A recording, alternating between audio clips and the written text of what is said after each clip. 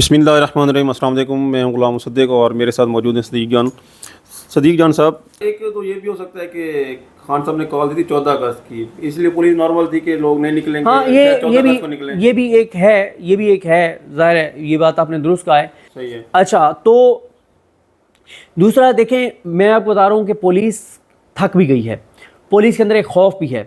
देखें पुलिस के अंदर खौफ क्या है, जिसने पाकिस्तान में रहना है ना, उसको पता है कि ये निज़ाम नहीं चल रहा, उसको पता है निज़ाम नहीं चल रहा, उनको पता है इस निज़ाम ने गिरना है। जिस दिन इस निज़ाम ने गिरना है ना, सबके साथ वही होनी है जो हसीना वाजिद के साथियों के साथ हुई है। हसीना वाजिद खुद तो फरार हो गई। यहाँ जो मर्दों की हसीना वाजिद है या जो औरतों की हसीना वाजिद पाकिस्तान के अंदर है, इन्होंने तो फरार हो जाना है, एक टिकट कटवाना है और निकल जाना है। इनको तो प्राइवेट जेट भी मिल जाएंगे। बिल्कुल ऐसे। लेकिन तेरा क्या बनेगा कालिया, उनका क्या बनेगा जो पाकिस्तान में होंगे? आप इमेजिन तो करें, जिस दिन बंदूक हटेगी, जिस दिन बंदूक हटेगी, बिल्कुल उस दिन क्या होगा उन लोगों के साथ जिन्होंने लोगों के साथ जुल्म और बर्बियत किया। लोग क्या भूल गए हैं? क्या लोग भूल जाएंगे जो छोटे छोटे बच्चों के साथ हो रही है? फिर आप एक और चीज़ देखें ना, हर आने वाले दिन के साथ, अब 13 अगस्त के दिन आप एक कानून साजी कर रहे हैं, उसके तहत आप, और देखें अब ये एक नए तरीके से आएंगे पीटीआई के ऊपर ना, एक बार और ये करने की कोशिश करेंगे, और ये इनकी कमज़ोरी की अलामत है। अब आप देखेंगे इन्होंने एक नई कानून साजी किया कि इंटेलिजेंस एजेंसीज किसी को भी उठा के और 3 माह के लिए जो है ना वो डिटेन रख सकते हैं, 6 माह के लिए, 3 माह के लिए, फिर आगे 3 माह एक्सटेंशन हो सकती है। मुझे एक बात बताएं कि जाहिया अफरीदी साहब को आपने तीसरे नंबर से उठा के और चीफ जस्टिस पाकिस्तान लगाया, बिल्कुल आपके दिल के करीब हैं। जस्टिस उमरुद्दीन खान, मोहम्मद अली मजहर, हसन नज़र रिजवी, मुसरत हिलाली, अली बाकर नजफी, आमिर फारूक, शाहिद बिलाल हसन, इन सारों को आपने अपने दिल के बहुत करीब समझ के और आपने इनको आईनी बेंच का हिस्सा बनाया है। जस्टिस आलिया नीलम से मरियम नवाज इतनी खुश हैं कि उन्होंने कहा कि इनको सुप्रीम कोर्ट नहीं लेके जाना। जस्टिस रोजी खान को आपने आउट ऑफ टर्न वहाँ पे chief justice Balochistan high court लगाए। अतीक शाह साहब को आपने chief justice Peshawar high court लगाए। भाई नीचे आप देख लें, अदालतें आपकी कौन सी हैं? उधर नईम शेख बैठे हैं सरगोदा में, जो बेगुनाहों को 10-10 साल 14-14 साल सजाएं दे रहे हैं। उधर अमजद शाह साहब बैठे हैं पिंडी में, जो कहा गया कि केस नहीं लगाना, तो केस नहीं लगा रहे, जीएच को हमला केस।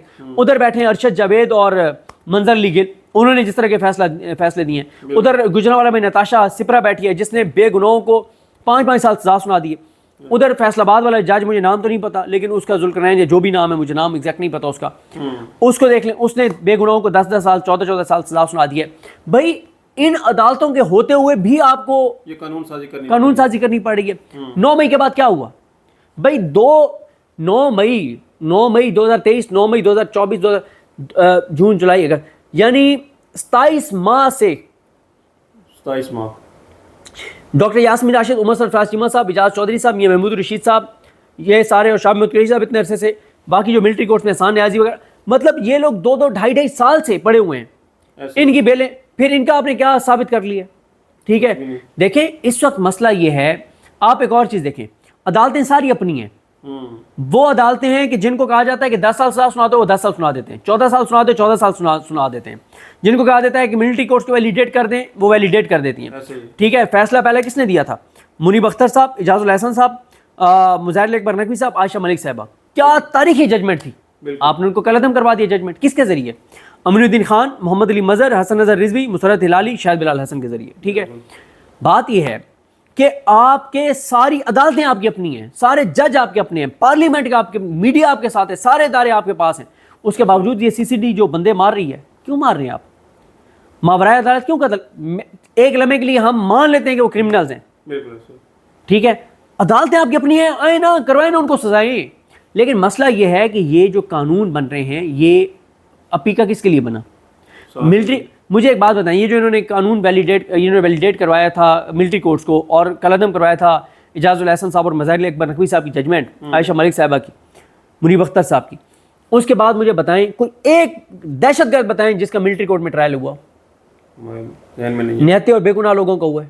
एक दहशतगर्द का भाई हमें पता चलता कि वो जिन्होंने अभी हमारे 4 मेजर जो फौज के शहीद हुए हैं बलूचिस्तान में, या जो कैप्टन वहाँ पे शहीद हुए हैं, और जवान शहीद हुए हैं जो केपीके में शहीद हो रहे हैं, खबर आती जनाब उनके कातलों को उठा लिया गया और मिलिट्री कोर्ट मुंतकिल कर दिया गया। ये खबर तो नहीं आई, बिल्कुल नहीं है। एटीसी से खबर आती कि जनाब वो जिन्होंने कच्चे के डाकुओं ने पुलिस के 5 जवानों को शहीद किया है, वो गिरफ्तार हो गए हैं और मिलिट्री कोर्ट में उनका ट्रायल होगा। ये तो हमने खबर नहीं सुनी। बिल्कुल या एटीसी में उनका ट्रायल होगा, चलो मिलिट्री कोर्ट में नहीं होगा कि मिलिट्री कोर्ट में बनता भी नहीं है, एटीसी में उनका ट्रायल हो रहा है, ये भी खबर नहीं है। मुझे बताएं पिछले 3 साल में आपने एक खबर सुनी हो कि ब्रेकिंग न्यूज जज ताहिर अब्बास सिपरा ने फलाने बड़े दहशतगर्द को सजा मौत सुना दी हो?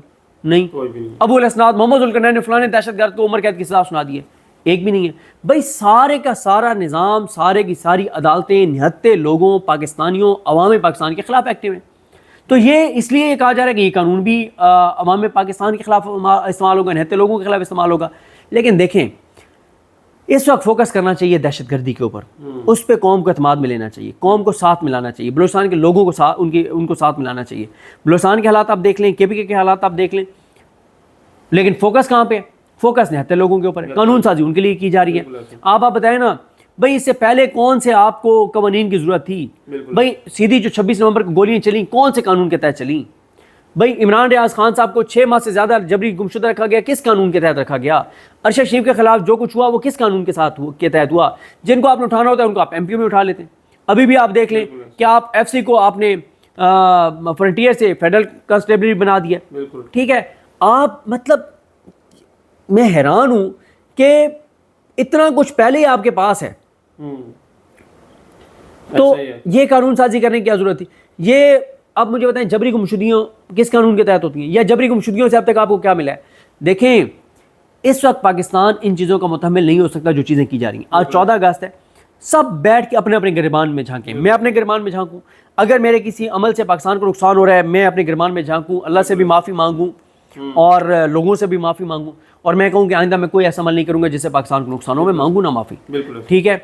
हर बंदा बैठ के सोचे कि मैं पाकिस्तान के साथ क्या कर रहा हूँ, क्या मैं पाकिस्तान को कमज़ोर कर रहा हूँ या ताकतवर बना रहा हूँ, मैं पाकिस्तान को आगे ले जा रहा हूँ या पीछे ले जा रहा हूँ, मैं पाकिस्तान के लोगों में मोहब्बतें बढ़ा रहा हूँ या नफरतें बढ़ा रहा हूँ। देखें, इन चीज़ों का सोचें, पाकिस्तान का सोचें, मुल्क का सोचें। इन कवानीन से कुछ नहीं होना अगर आवाम साथ ना हो। मतलब अगर 26 नवंबर के बाद 5 अगस्त को लोग निकले हैं, 13 अगस्त को निकले हैं, तो फिर बात ख़त्म हो गई ना, ठीक है। जब सीधी गोलियों से लोग पीछे नहीं हटे तो फिर बाकी किस कानून से डर के वो लोग निकलेंगे? और सारे कवानीन बन भी पीटीआई के रहने हैं। इसलिए मेरा ख्याल है हम सबको आज 14 अगस्त के दिन अपने गिरबानों में झांकना चाहिए और पाकिस्तान का सोचना चाहिए, पाकिस्तानियों का सोचना चाहिए, आने वाली नस्लों का सोचना चाहिए। और बाकी मैंने आपको बता दिया है कि 2 जगहों पे लिस्टें पुलिस वालों की अब बनेंगी, और एक तो बन रही हैं, जो पीटीआई वाले व्हाट्सएप ग्रुपों में उनकी तस्वीरें शेयर कर रहे हैं, उनके नाम पूछ रहे हैं, कहाँ से है कौन, उसके बारे में बताएं। वो इसलिए शेयर कर रहे हैं कि अगर ये आपके इलाके का है तो उसका बताएं कि इसको कैसे नवाजा जा रहा है, इसके एसेट्स कैसे बढ़े हैं, ये क्या था, क्या हो गया, ये सारी चीज़ें, ताकि उसके ऊपर डिटेल्स जारी की जा सकें। और लिस्टें वैसे भी पीटीआई वाले बना रहे हैं ताकि जब भी कानून की हुक्मरानी आए तो पता हो कौन कौन से पुलिस वाले थे। दूसरा लिस्टें मेरा ख्याल है वो हुकूमत बनाएगी कि किस किस के एरिया में रैली हुई है और उसको फिक्स किया जाएगा।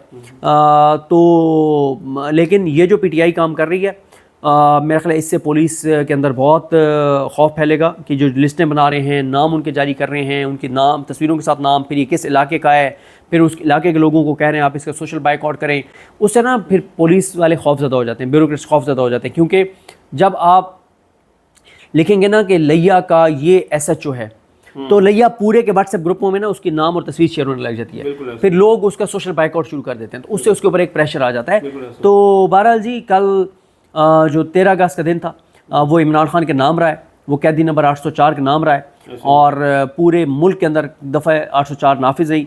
दफ़ा 144 की धज्जियाँ लोगों ने उड़ा दी, जूते की नोक पे रखा, रोन दिया जूतों तले, और लोग इमरान खान की मोहब्बत में निकले, इमरान खान को उन्होंने मान रखा है। चलिए जी, खुलासा ये है कि जी जो पुलिस वाले नज़र आ रहे हैं वीडियोज़ में, जो लोगों को तंग कर रहे हैं उनकी भले भले होगी, और जो चुप करके खड़े हैं तो उनकी लिस्टें पे हुकूमत बना रही है। बहुत शुक्रिया सदीक जान साहब, मुझे दीजिए इजाज़त, अल्लाह हाफ़िज़।